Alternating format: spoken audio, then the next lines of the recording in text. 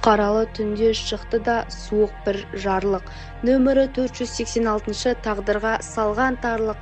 Сотсызда терсіз жау деді, жазықсыз жанды лагерге айдап, төкті де көзден қанды.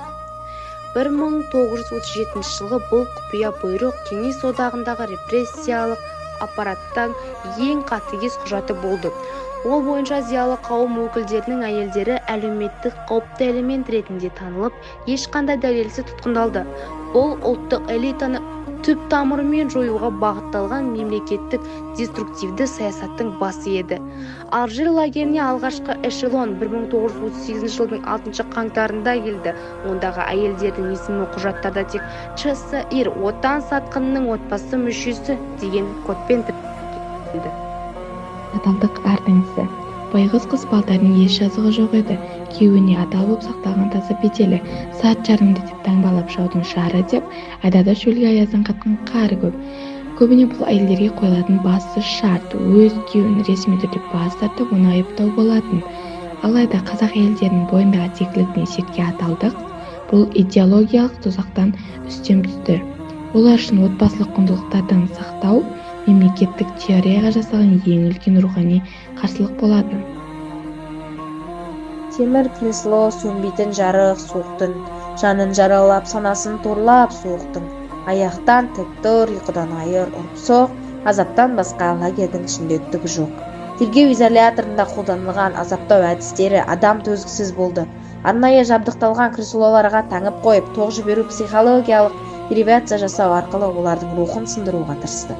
Бұл жай ғана қатыгездік емес, бұл адамның жеке тұлғалық болмысын жоюға негізделген институционалды жүйе еді.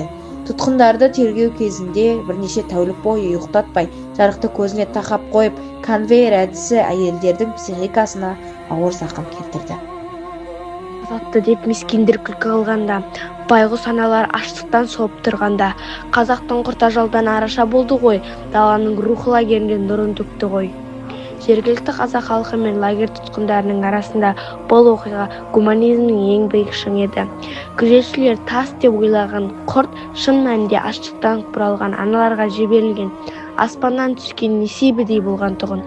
Бұл халықтың этикалық тоталитарлық идеологияның жеңіп шыққан сәт еді. Бұл тарихи сәтті алғаш рет неміс тұтқыны Гертруде Платайс әлемге паш етті. Ол жергілікті халықтың мейірімділігіне таң қалған болатын.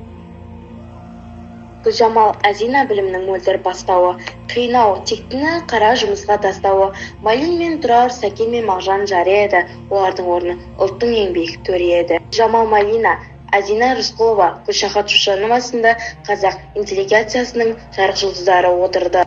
Олар лагердің ауыр жағдайында қамыс орып лай басып жүрсе де, өздерінің парасатын сақтап қалды. Бұл әйелдердің лагерге тотылығуы ұлттық интеллектуалдық капиталына жасалған антропологиялық соққы болатын. Тегі тұтқындардың 80%-дан астамы жоғарғы білімді, бірнеше тілді меңгерген, ғылым мен өнердің майдаламандары болған. Ақиқат айтам, бұл тарих бізге аманат. Ұмытса, оны ұрпаққа жасаған қиянат. 11 лагер мыңдаған тағдыр тозақ от, біздер үшін бұл өшпейтін мәңгі забал от. Карлаг, Алжир, Стипла карталары біздің ұлттық жадымыздың географиясы. Бұл тарихты ғылыми саралау және одан сабақ алу бүгінгі жас ұрпақтың азаматтық парызы. Біз құрбандардың еске алу арқылы еркіндіктің қадірін түсінеміз. Біз ұмытпаймыз, демек біз бармыз. Қазақстандағы қуғын-сүргін құрбандарының саны бойынша еліміз КСРО құрамындағы ең көп зардап шеккен аймақтардың бірі болып саналады. Әсіретті жешірі біздің бүгінгі тәуелсіздігіміздің құны. Байғұс қыз балалардың еш жазығы жоқ еді. Олар тек жарына, арына және ұлтына соңына дейін адал болды. Олар тікенек сымның артынан жүріп біздің еркін болашағымызды армандады. Ендігі кезек бізде.